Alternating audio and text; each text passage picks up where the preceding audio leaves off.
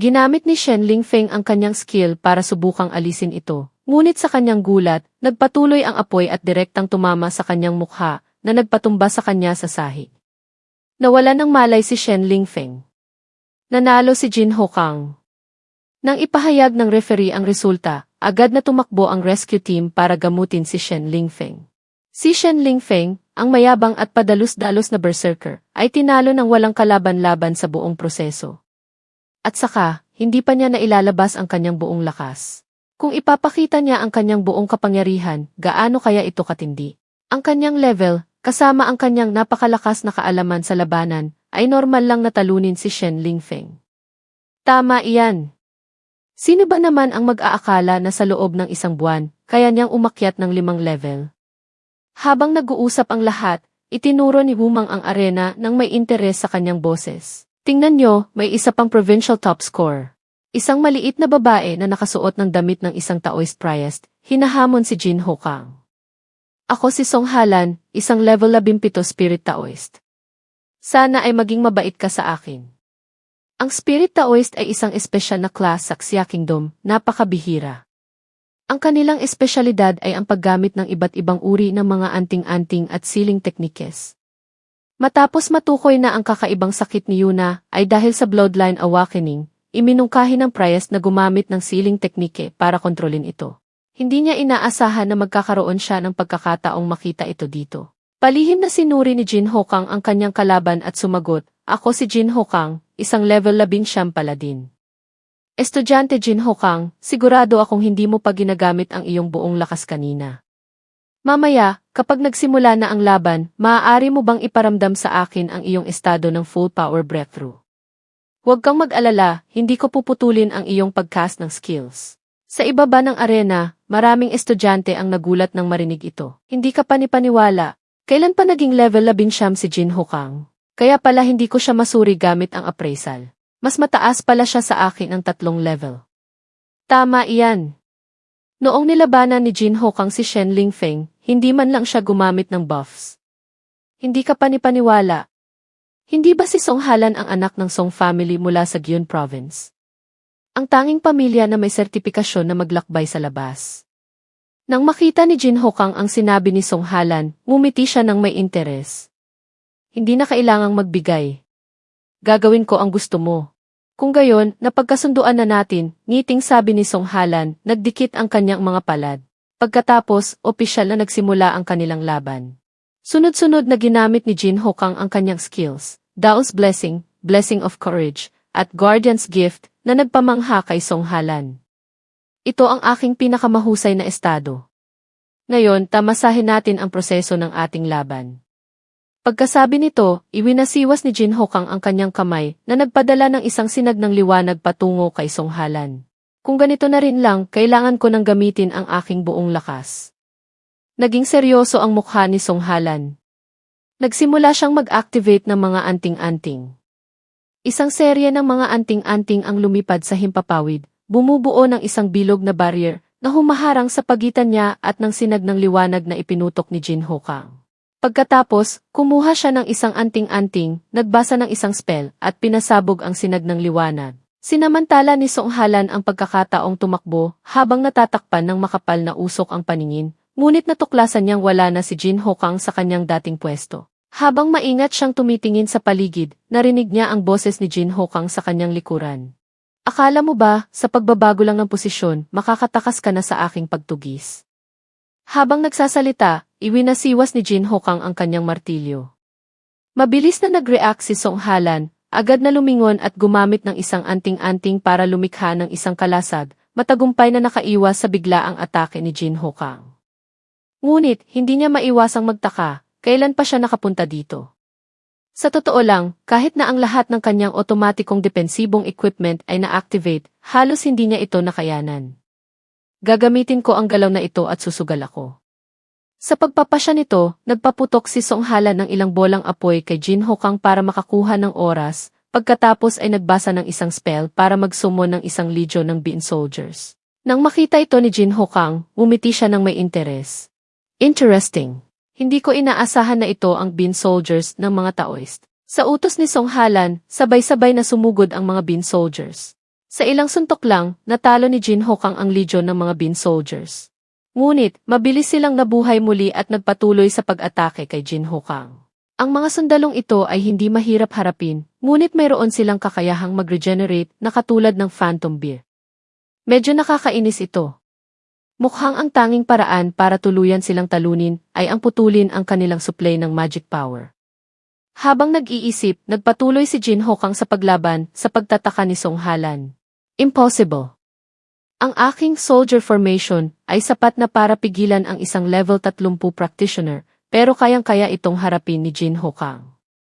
Habang malalim ang iniisip ni Song Halan, muling lumitaw si Jin Hokang sa likod niya na parang hangin at humampas ng kanyang martilyo. Agad na itinaas ni Song Halan ang kanyang dalawang kamay. Suko na ako. Nanalo si Jin Hokang. Itinigil ni Jin Hokang ang kanyang galaw at naguguluhang nagtanong, hindi ba't gusto mong magkaroon ng isang magandang laban? Hindi tayo magkapantay ng level. Talo ako ng walang duda. Ngiting sagot ni Song Halan habang idinadagdag sa kanyang isip, huwag kang magbiro. Ang free challenge ay hindi lang isang laban.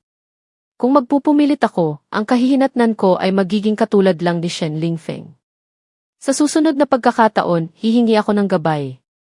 Pagkasabi nito, tumalon si Song Halan mula sa arena. Sa sandaling iyon, iniikot ni Jin Hokang ang martilyo sa kanyang kamay, tumingin sa ibaba, at malamig na nagtanong, mayroon pa bang hindi sang-ayon?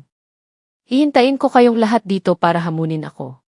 Siyempre, walang gustong masaktan, kaya gumawa sila ng 7,749 na dahilan para ipaliwanag kung bakit hindi nila hinahamon si Jin Hokang. Tumingala si Jiang Churan kay Jin Hokang at mumiti. Hindi nakapagtataka na siya si Kuya Jinho. Tumingala rin si Sumini kay Jin Hokang. Habang mas tinitingnan niya, mas lalo siyang humahanga. Ang kanyang physical strength ay nalalampasan ang mga warriors, ang kanyang agility at intelligence ay nalalampasan ang mga mages. Ang lakas ni Jin Hokang ay ganap na lampas sa aking imahinasyon. Sa sandaling iyon, isang guro ang nagdududang nagtanong sa kanyang kasamahan, talaga bang galing siya sa isang ordinaryong pamilya sa Hilaga na kulang sa resources, at hindi mula sa isang kilalang pamilya. Siya ang nangunguna sa ranking ng mga bagong estudyante. Ang salitang henyo ay hindi sapat para ilarawan siya. Isa siyang halimaw. Kasabay nito, tiningnan ni Wumang ang mga tensyonadong mukha ng mga dekano ng mga akademya at naisip, malapit nang matapos ang ikalawang yugto. Oras na para sa mga dekano na mag-recruit ng mga estudyante. Hindi na kailangang isipin, tiyak na si Jin Hokang ang magiging target ng lahat ng mga akademya. Napansin din ni Sumini ang problema, kaya bumulong siya kay Wumang the end tired. Huwag kang mag-alala, mayroon na akong inihanda. Si Jin Hokang kailangan kong makuha. Sa ibang lugar, sinamantala ng maraming estudyante ang pagkakataong nasugatan si Shen Lingfeng pagkatapos ng laban niya kay Jin Hokang. Hinamon nila siya at matagumpay na tinaasan ang kanilang ranggo. Ang ranggo naman ni Shen Lingfeng ay patuloy na bumabagsak. Kahit nagalit si Shen Lingfeng, wala siyang magawa kundi magmura sa kanyang isip. Hintayin niyo lang na gumaling ang aking mga sugat, ipapakita ko sa inyo kung ano ang pagsisisi. Kalahating oras ang lumipas. Sa wakas, natapos na rin ang ikalawang yugto ng free challenge na pinangunahan ni Jin Hokang, Jiang Churan at Song Halan. Ang buong freshman competition ay opisyal nang nagsara. Ngayon, lahat ay muling narang. Pagkatapos, ang kanilang mga tirahan at credit points ay muling ipapamahagi. Kahit na medyo mababa ang iyong mga puntos kung nasa ibaba ka ng ranking, huwag kang mag-alala. Ang paaralan ay may maraming paraan para makakuha ng puntos. Hanggat magsisikap kayo, magagawa ninyo. Sunod ay ang pagpapakilala sa mga akademya. Una, ang 5 dekano ay magbibigay ng maikling pagpapakilala sa pilosopiya ng edukasyon ng 5 akademya. Pagkasabi ni Wumang, siya ang unang nagpakilala sa kanyang akademya. Ang War Academy. Kahit natapos na ang madilim na panahon ng malawakang otherworldly creature invasion, bawat taon ay may hindi mabilang na mga practitioner ang namamatay sa larangan ng digmaan. Ang layunin ng War Academy ay ang hubugin ang mga estudyante na magkaroon ng mas malakas na kakayahan sa pakikipaglaban upang mapataas ang kanilang tsansa na mabuhay sa malupit na larangan ng digmaan. Extreme cruelty ang aming motto. Ang Elemental Academy ay tumatanggap lamang ng mga class na nakatuon sa elemental magic power. Gagabayan ko kayo sa pagtuklas ng katotohanan ng elemental power. Ang Weaponry Academy ay naglalayong sanayin ang mga estudyante na epektibong gumamit ng mga sandata sa halip na umasa sa iba't ibang skills. Halikayo sa aming Weaponry Academy. Sa pamamagitan lamang ng iyong katawan at sandata, magkakaroon ka ng sukdulang lakas. Ang Tactics Academy ay idinisenyo para sanayin ang mga estudyanteng may kakayahang mag-utos at mag-operate ng epektibo. Kahit ano pa ang iyong propesyon, sumali kayo sa aming Tactics Academy. Tiyak na alam ninyong lahat na sa digmaan, ang mga nangungunang tactical warriors ay maaaring makabawas ng malaki sa bilang ng mga nasawi sa buong legion. Ang isang malakas na logistic system ang pundasyon ng tagumpay ng bawat operasyon. Hello sa inyo, mga life-type practitioners. Piliin niyo ang aming Logistics Academy. Dito, kahit na hindi tayo kilala sa ating kakayahan sa pakikipaglaban, matututunan ninyo ang mga espesyal na kaalaman tungkol sa mga life professions. Kapag tayo ay lumago, baka ang mga warriors pa ang magmakaawa sa atin, hahaha. Sabi ng dekano ng Logistics Academy, habang tumatawa at tinatapik ang kanyang tiyan, na nagdulot ng pag-ayaw ng ibang mga dekano na kilalanin siya. Umubo si Humang at binuod, ang lahat ng impormasyon tungkol sa mga akademya ay naipakilala na. Ngayon, ang mga estudyante ay maaaring mag-log-in sa sistema para piliin ang akademya na gusto nila. Kuya Jinho, anong akademya ang gusto mong piliin? Tanong ni Jiang Churan. Hindi sumagot si Jinho Kang, nakatitig lang sa screen ng kanyang telepono. Sa sandaling iyon, nag-alok si Humang kay Jinho Kang, estudyante Jinho Kang, kung pupunta ka sa War Academy, ako ang magiging personal mong tutor. Personal na tutor, nagtatakang tanong ni Jinho Kang. Ipinaliwanag ni Humang, bawat tutor ay maaaring mag-recruit ng isang mahusay na estudyante para sa personal na paggabay. Ang mga resources na hawak ng personal na tutor ay unahin para sa estudyanteng iyon. Bukod dito, naghanda ako ng ilang regalo para sa iyo, kasama na ang 3 A-Rank skill books at isang A-Rank resource exchange token. Ang ibang mga dekano ay nagsimula na ring sumali sa karera para makuha si Jinho Kang. Jinho Kang, ang pagpili ng isang personal na tutor ay hindi isang maliit na bagay. Kailangan mong pag-isipang mabuti. Kung pupunta ka sa aming Elemental Academy, tinitiyak kong bibigyan kita ng isang set ng legendary equipment. Ang dekano ng Weaponry Academy, na nakatayo sa tabi ng dekano ng War Academy, ay biglang gumamit ng instant movement technique para lumitaw sa harap ni Jinho Kang.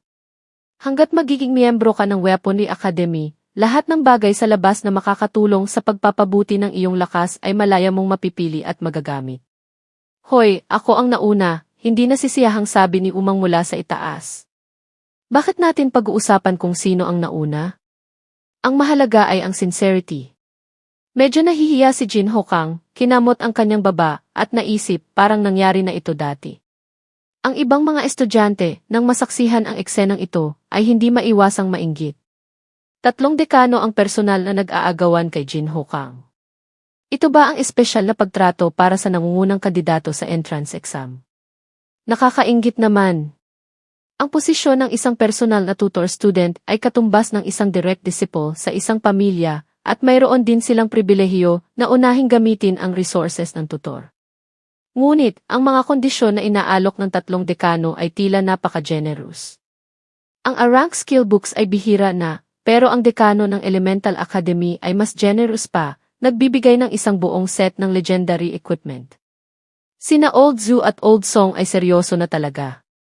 Ang Weaponry Academy ay okay lang, pero bakit kukunin ng Elemental Academy ang isang paladin?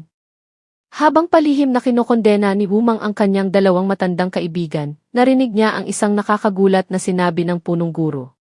Jinho Kang, maging direct disciple ko. Punong guro. Sabay-sabay na tumingin ang lahat kay punong guro Wang Wei. Gagamitin ko ang Bloodline Fusion Art sa iyo ng 1 beses. Ano ang Bloodline Fusion Art?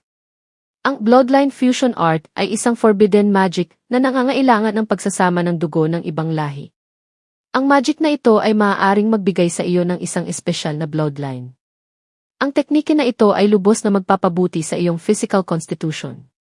Bawat pag-level up, makakatanggap ka ng mas maraming free attribute points at skill points. Ang kaganapan na gustong kunin ni punong guro Wang si Jinho Kang bilang kanyang estudyante ay agad na nagdulot ng paghanga sa ibang mga estudyante. Kakapasok pa lang, gumamit na agad ng forbidden level magic. Sobrang iyon naman. Dapat mong malaman na ang pinakamataas na disipulo ni punong guro Wang Wei ay ang presidente ng Heavenly Martial Guild, isang nangungunang guild sa Zhongxia Kingdom. Kung si Jin Hokang ay magiging disipulo ni punong guro Wang, magagamit niya ang mga koneksyon ni punong guro Wang para agad na umangat. Si Shen Lingfeng na nakatayo sa harap ay lalong nainggit. Napakaswerte ng gagong iyon. Kung hindi dahil kay Jin Hokang, ako sana ang nangungunang bagong estudyante. Magkakaroon din sana ako ng isang matatag na suporta tulad ni punong guro Wang Wei. Alam ni Zhu Huayang na hindi niya kayang makipagkumpetensya kay Wang Wei, kaya ngumiti na lang siya ng mapait. Hindi ko inaasahan na ganoon kalakas ang pang-akit ni Jin Hokang, kahit ang punong guro ay hindi mapigilang kumilos.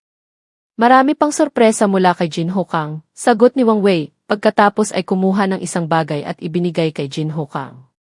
Ito ang gantimpala mula sa Legion Commander ng Snow Dragon Legion na personal niyang ipinadala sa akin para ibigay sa iyo. Nang makita ito ni Shen Lingfeng, agad niyang nakilala kung ano iyon. Isang gintong medalya?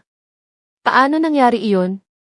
Kahit ang Shen family, isa sa 8 malalaking pamilya sa Ning'an, ay walang gintong medalya. Anong mayroon si Jin Hokang para magkaroon ng ganoong bihirang medalya? Diyos ko, hindi ako nagkakamali. Iyon ay isang Medal of Honor, bulalas ni Song Halan. At ito ay isang Gold Contribution Medal, tuwang-tuwang sabi ni Jiang Churan. Ang aking ama ay nakipaglaban sa frontline sa loob ng maraming taon at isang Silver Contribution Medal lang ang nakuha niya. Bilang pagkilala sa mga natatanging kontribusyon na nalampasan ang lahat ng hadlang at sumulong para sa sibilisasyon ng Zhongxia Kingdom. Binasa ni Jin Hokang ang impormasyon sa medalya at hindi maiwasang magtaka. Kailan pa ako nagkaroon ng malaking kontribusyon sa Zhongxia Kingdom? Na parang nabasa ang kanyang isip, ipinaliwanag ni Wang Wei, ang iyong performance sa Tempest Mountain Range, alam ko lahat. Ang Gold Contribution Medal na ito, karapat-dapat mong matanggap. Tempest Mountain Range.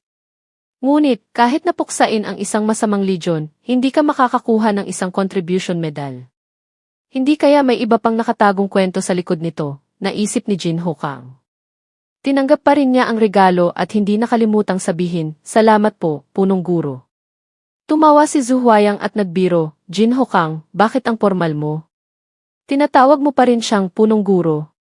Naintindihan ni Jin Hokang, yumuko, at tinawag si Wang Wei, guro, isang malaking karangalan po na maging estudyante ninyo. Hindi na maaaring ipagpaliban ang bagay na ito. Dadalhin na kita. Pagkasabi nito, ginamit ni Wang Wei ang kanyang spiritual power para dalhin si Jin Hokang palayo. Ngiting lumapit si Umang kay Jiang Churan, ngunit bago pa siya makapagsalita, pinutol siya ni Song Qi. Estudyante Jiang Churan, kung papayag kang maging personal kong disipulo, nangangako akong tratratuhin kita tulad ng pagtrato ko kay Jin Hokang dati. Old Song, sadyang hinaharangan mo ako, di ba? Kung si Jin Hokang ay inalok na ng punong guro, syempre, hindi ko hahayaang makuha mo si Jiang Churan. Bumalik sa bida, dinala si Jin Hokang ni Wang Wei sa kanyang pribadong villa, kung saan pangunahin niyang iniingatan ang ilang napakahalagang item. Sa hinaharap, kung mayroon kang anumang problema, maaari kang pumunta dito para hanapin ako.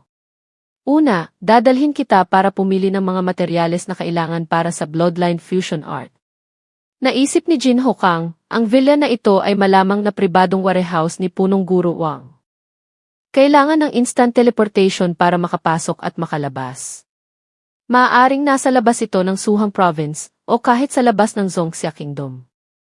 Sa sandaling iyon, isang magic circle ang lumitaw sa harap ni Jin Hokang. Nag-ipon si Wang Wei ng elemental power at nagpaalala, pagkatapos gamitin ang Bloodline Fusion Art, maaari nitong baguhin ang iyong bloodline sa isang mas pangunahing antas. Bukod dito, karamihan sa mga tao ay naaakit sa forbidden level magic, ngunit binabaliwala nila ang pinakamahalagang bagay, ang orihinal na dugo ng bloodline. Ang potensyal ng bloodline ng mga ordinaryong tao ay napakalimitado. Habang tumataas ang level, unti-unting humihina ang mga benepisyo. Kaya, maraming mga practitioner, matapos mawala ng pag-asa sa pag-level up, ay pinipiling gumamit ng fusion NA dugo para mapataas ang kanilang lakas. Hindi maiwasang magulat ni Jin Hokang. Ano? Kahit sa level ninyo, nag-aalala pa rin kayo sa hirap ng pag-level up. Siyempre. Pagkatapos ng isang practitioner na umabot sa third job transfer, bawat pag-level up ay nangangailangan ng napakaraming experience. At ngayon, ako ay level 64. Ang mga nanilalang na may kaparehong level ay karaniwang mga Lord-level warriors, hindi madaling talunin. Inihanda ko ang 3 uri ng orihinal na dugo para sa iyo, Angel, Titan at Giant Dragon. Lahat sila ay mga lahi ng Diyos. Ang Bloodline Fusion Art ay maaaring magbigay sa iyo ng isang espesyal na uri ng bloodline. Kaya, kailangan mo lang pumili ng isa sa 3 orihinal na dugo. Ang Angelic Origin Blood na ito ay ang esensya na nakuha mula sa mga labi ng isang anghel. Ang mga anghel ay mga lahi ng God of Light. Kung isasama mo ang angelic material, makakamit mo ang isang mataas na affinity sa light attribute. Ang mga Titan, naniniwala sila na ang Thunder God ay ipinanganak na may kakayahang kontrolin ang kidlat. Ang pagsasama nito ay magpapataas ng lakas ng anumang lightning skills na gagamitin mo. Ang mga Giant Dragon ay mga direktang inapo ng Dragon God na may pinakadalisay na Dragon Bloodline. Pagkatapos ng fusion, magkakaroon ka ng kakayahang supilin ang lahat ng mga Beastmen. Anghel, Titan, Giant Dragon lahat sila ay mga high-level na lahi, hindi bababa sa level 60. Kahit na mayroon akong sistema, hindi ko pa rin lubos na nauunawaan ang mundong ito. Hindi ako nangangahas na magpasya ng basta-basta. Naisip ni Jin Hokang, medyo nag-aalinlangan, at nagtanong kay Wang Wei, Guro, sa tingin ninyo, alin ang dapat kong piliin? Alin ang pinakaangkop sa aking kasalukuyang sitwasyon? Sa harap ng 3 napakabihirang orihinal na dugo na ito, ang isang ordinaryong binata ay maaaring mag-alinlangan, pipili lang batay sa intuition. Ang kakayahang manatiling kalmado at humingi ng payo sa isang mahalagang sandali ay sapat na upang patunayan ang kalmado at katatagan ng batang ito, palihim na hinangaan ni Wang Wei. Pagkatapos ay nagbigay siya ng payo. Ang Titan Origin Blood at Giant Dragon Origin Blood ay parehong napakalakas, ngunit pagkatapos ng fusion, ang unahin nitong papalakasin ang iyong enerhiya at magic ability. Dahil sa iyong malapit na relasyon sa God of Light, ang Angelic Origin Blood ang magiging pinakamahusay na pagpipilian. Marahil ay makakamit mo ang isang pag-upgrade na lampas sa imahinasyon. Pagkatapos ng ilang pag-iisip, sa wakas ay nagpasya si Jin Hokang na sundin ang payo ni Wang Wei at pinili ang Angelic Origin Blood. Mukhang napakaangkop sa iyo ng Angelic Origin Blood. Ikaw ang aking ikalimang estudyante. Bago ka, mayroon pang 4 na kapatid. Kapag may pagkakataon, ipapakilala kita sa kanila. Guro, may isa pa akong tanong. Bakit ninyo ako binigyan ng Excellent Contribution Medal? Ang pagpuksa lang sa isang masamang legion ay tiyak na hindi sapat para makakuha ng ganoong kahalagang medalya. Seryosong sumagot si Wang Wei, kung gayon, hindi ko na ito ililihim sa iyo. Ang pagpuksa mo sa masamang legion sa Tempest Mountain Range ay naglantad sa kanilang plano. Natuklasan ng militar na ang mga nanilalang ay maaaring sumalakay sa pamamagitan ng medium-sized na rifts. Naintindihan agad ni Jin Hokang ang bigat ng problema. Kung ganoon, hindi ba't maraming mga nanilalang ang nagtatago sa Zongxia Kingdom? Tama iyan. Sa paunang investigasyon, natuklasan na may daan-daang mga nanilalang mula sa iba't ibang special rifts sa buong Zongxia Kingdom. Mabuti na lang at lahat sila ay low-level, kayang harapin ng legion. Maraming legion sa buong bansa ang inutusan na puksain ang mga nanilalang. Sa hinaharap, ang sistema ng paaralan ay maglalabas din ng mga kaugnay na misyon. Bilang aking estudyante, umaasa akong magiging kasing lakas ka ng iyong mga nakatatandang kapatid na nag-aalay ng iyong lakas para sa bansa. Ikinuyom ni Jin Hokang ang kanyang kamao na may determinadong ekspresyon at sumagot, Opo, Guro. Ibinigay ni Wang Wei ang isang cube kay Jin Hokang at nagbilin, ang Bloodline Fusion Art ay nangangailangan pa ng ilang paghahanda. Umuwi ka at magpahinga. Kunin mo ang teleportation device na ito. Gamitin mo ito para pumunta sa aking lugar bukas ng 9 oras ng umaga. Kinabukasan, binuksan ni Jin Hokang ang system panel at tiningnan ang mga gantimpala. Alin ang dapat kong piliin? Sinabi ni Guro dati na ang epekto ng bloodline fusion ay depende sa physical constitution at swerte ng isang tao. Sa pag-iisip nito, pinili ni Jin Hokang ang Blessing Spirit Potion. Blessing Spirit Potion is rank, pagkatapos inumin, magiging maswerte ang tao sa loob ng 12 oras. Sana ang S-rank Divine Potion na nakuha ko pagkatapos kong talunin ang Blessing Spirit Monster ay gumana. Pagkasabi nito, ginamit ni Jin Hokang ang Divine Potion, pagkatapos ay binuksan ang isang random treasure chest. Binabati kita sa pagkuha ng S-rank Heavenly Treasure, Dragon Condensation Fruit. Dragon Condensation Fruit, isang kakaibang prutas na itinanim mula sa bangkay ng isang higanting dragon. Maaari nitong mapabuti ang physical constitution at mapataas ang magic damage pagkatapos kainin. Tuwang-tuwang tumalon si Jin Hokang. Isang S-rank Heavenly Treasure. Ang mga random treasure chest na binuksan ko dati ay puro basura. Pagkatapos inumin ang Divine Potion, para akong isang bulag na pusang nakakuha ng pritong isda. Oras na para sa aking appointment kay Guro Wang Wei. Mabilis na ginamit ni Jin Hokang ang teleportation device para pumunta sa bahay ng kanyang guro tulad ng napag-usapan. Pagdating niya, narinig niya si Zhu Huayang na nagsasabi kay Wang Wei, "Punong guro, talagang handa ka bang gawin ito?" Ang mga labi ng isang Diyos na lahi ng anghel ay napakabihira. Ang paggawa ng angelic origin blood ay kasing hirap ng pag-akyat sa langit. Ang isang bahagi ng orihinal na dugo ay maaaring magdulot ng away sa pagitan ng mga legion kung ilalabas sa labas. Palagi akong naghihintay ng isang tao na handa kong ibigay ang orihinal na dugo. Si Jin Hokang ang pinili ko. Sobrang nasisiyahan ako sa kanya. Siyempre, walang pag-aatubili. Sa sandaling iyon, si Jin Hokang, na nagkukunwaring walang narinig, ay nagsabi, "Guro, Dianzu." Tiningnan ni Wang Wei si Jin Hokang at mumiti. "Magaling. Mukhang matagumpay mong na-adjust ang iyong katawan sa pinakamahusay na estado. Halika rito. Ito ang Bloodline Fusion Art na inihanda ko para sa iyo. Hubarin mo ang iyong damit at umupo sa gitna ng magic circle." Sumunod si Jin Hokang. Sa sandaling iyon, sinabi ni Wang Wei kay Zhu Huayang, "Dianzu, paki-activate ang magic circle. Ako ang magbabantay sa tabi."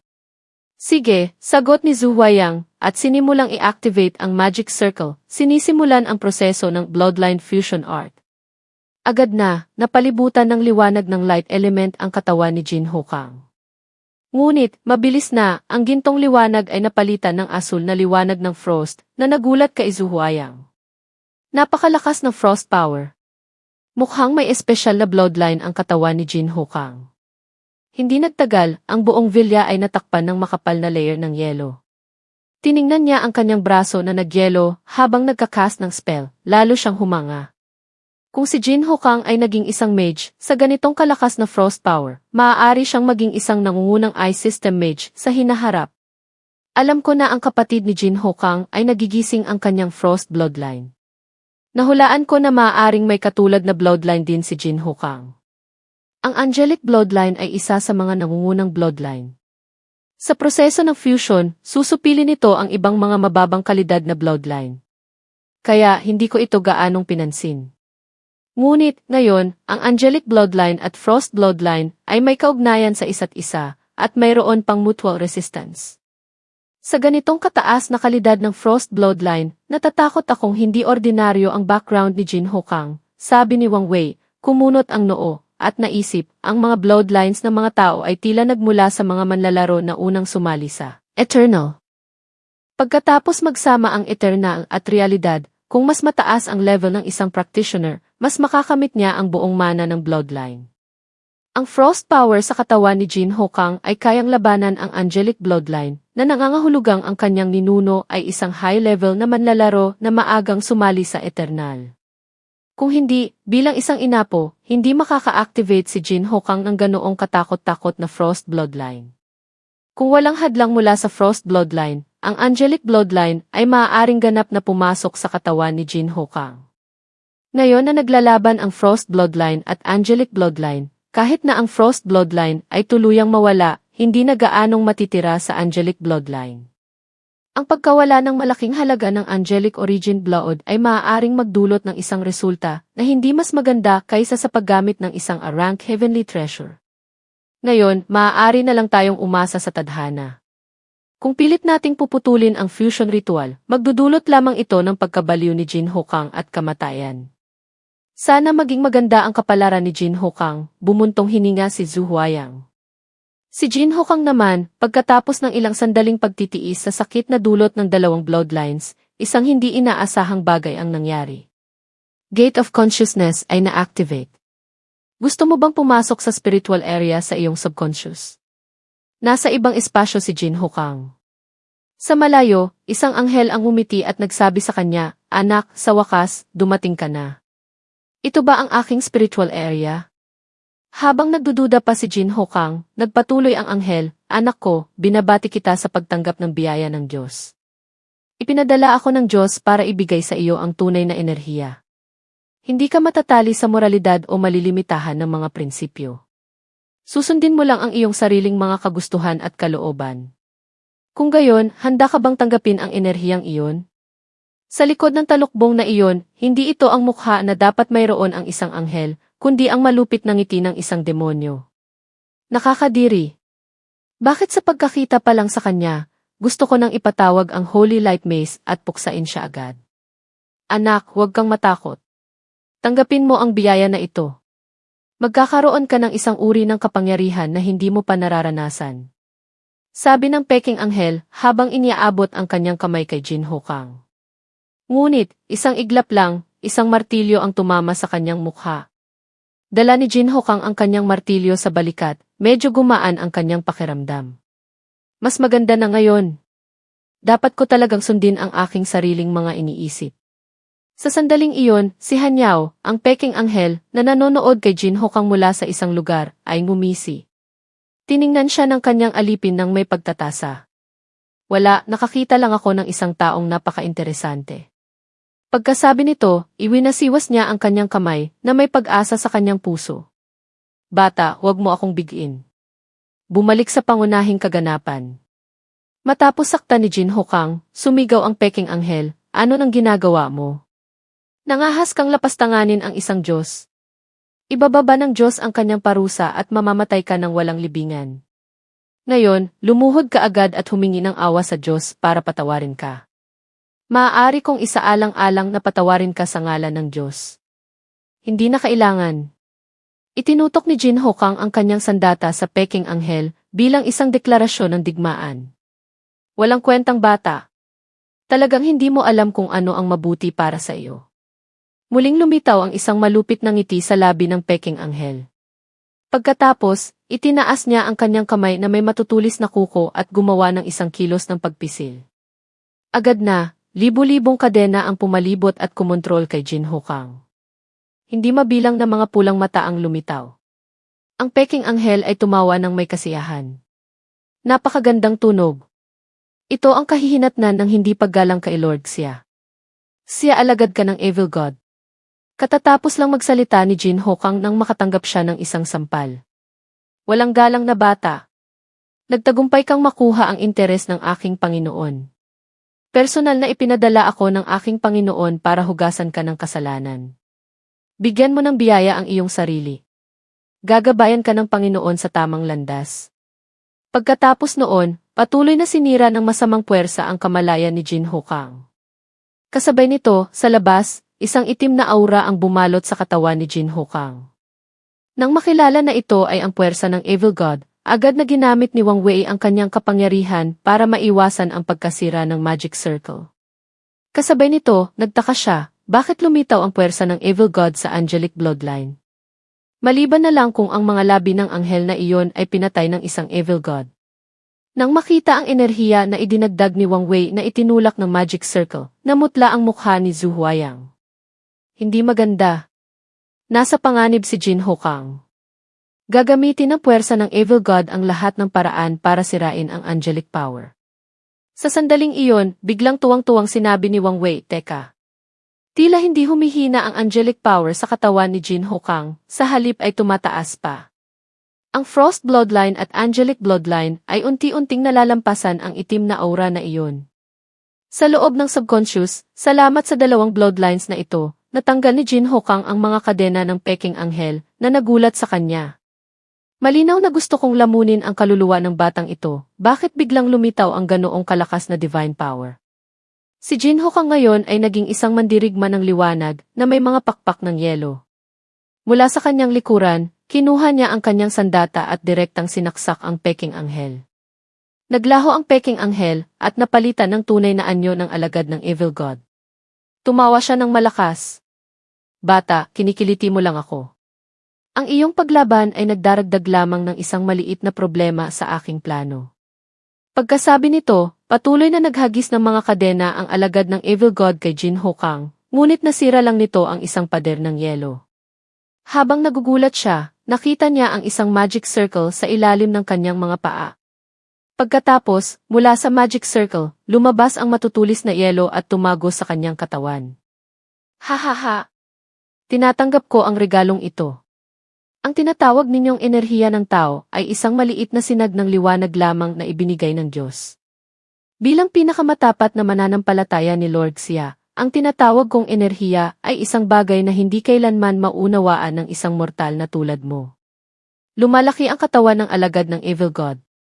Libu-libong mata sa kanyang katawan ang nagpapalabas ng mga sinag ng pagkawasak kay Jin Hokang. Ngunit, madaling naiwasan ni Jin Hokang ang lahat ng mga nakamamatay na sinag na iyon. Siyempre, ang mga insekto ay marunong lang tumakbo. Pagkasabi nito, ginamit ng alagad ng evil god ang mga kadena para igapo si Jin Hokang, na nagpigil sa kanya na makagalaw at nagpakawala ng isang ultimate attack. Ngunit, hindi niya inaasahan na sisirain ni Jin Hokang ang mga kadena at lilikha ng isang kalasag, matagumpay na nakaiwas sa kanyang mapanganib na atake. Ano? Nagulat ang alagad ng evil god, ngunit mabilis na nakabawi at patuloy na gumamit ng libu-libong mata para atakihin si Jin Hokang. Tulad ng dati, magaan na umiwas si Jin Hokang, at unti-unti pang lumapit sa katawan ng alagad ng evil god. Pagkatapos, gamit ang isang daliri, matagumpay niyang pinatay ang alagad ng evil god. Sa sandaling iyon, isang bolang liwanag ang bumagsak mula sa langit. Itinigil ni Jin Hokang ang kanyang kapangyarihan at inabot ang bolang liwanag. Agad na, sa labas, isang haligi ng liwanag ang direktang tumama kay Jin Hokang, na nagdulot ng pagkabigla at kagalakan kina Zhu Huayang at Wang Wei. Ito ang angelic power na ganap na nag-alis sa masamang enerhiya. Ang pagsasama ng angelic bloodline at frost bloodline ay tila isang napakagandang paraan. Isang anghel ang lumitaw, yumakap kay Jin Hokang mula sa likod, at unti-unting naglaho, na hudyat ng opisyal na pagtatapos ng proseso ng fusion. Hinaplos ni Zhu Huayang ang kanyang mahabang balbas at ngumiti. Napakaganda talaga ng kapalaran ni Jin Hokang. Sa isang kritikal na sandali, nakatanggap siya ng biyaya mula sa God of Light, direktang ginawang ligtas ang panganib. Hindi maitago ni Wang Wei ang kanyang pagmamalaki. Umiti siya at nag-aalalang nagtanong sa kanyang paboritong estudyante, Jin Hokang, kumusta ka na ngayon? Tila ang iyong lakas ay nagkaroon ng malaking pagtalon. Sumagot si Jin Hokang. Sa sandaling iyon, sunod-sunod na mga anunsyo ang lumitaw sa harap niya. Six-Winged Angel Special Bloodline. Light Divine Mark A. Bloodline. Sa Light Divine Mark, magkakaroon ka ng napakataas na affinity sa light at ice elements. Sa karagdagang ebolusyon ng iyong bloodline, unti-unti ring tataas ang iyong affinity sa ibang elemental magics. Magic Immunity si panandang pandagdag, bloodline talent, may isang tiyak na kakayahang maging immune sa mga spells at skills na ginagamit ng mga kalaban, kasama na ang stone, cleanse, at iba pang skills na hindi nagdudulot ng aktwal na pinsala. Ito ay ang Six-Winged Angel, bloodline na nagmana ng dalawang bloodline talents, bulalas ni Jin Hokang. Nang marinig ito ni Zhu Huayang, nanlaki ang kanyang mga mata sa gulat. Six-Winged Angel, mukhang napakatagumpay ng ebolusyon ng iyong bloodline fusion. At ito ay ang Six-Winged Angel, bloodline, ang pinakamataas sa lahi ng mga anghel. Bukod dito, ang talent na minana mo sa Six-Winged Angel, bloodline, ay maaaring patuloy na mag-evolve hanggang sa panandang pandagdag, rank kapag tumaas ang iyong level.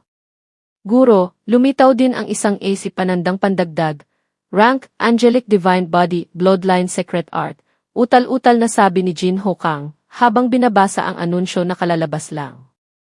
Angelic Divine Body, panandang pandagdag, Bloodline Secret Art, naglalabas ng isang bahagi ng bloodline power na nakaimbak sa katawan at ginagawa itong isang Six-Winged Angel Divine Descendant. Kung mas mataas ang level, mas maraming bloodline power ang maaaring ilabas. Tandaan, bago ang level 50, ang angelic bloodline power ay hindi pa ganap na nasisipsip at napipino. Pagkatapos gamitin ang secret art na ito, papasok ka sa isang weakened state. Subukan mong gamitin ang secret art ngayon para makita ko kung gaano kalaki ang itataas ng iyong lakas, sabi ni Wang Wei.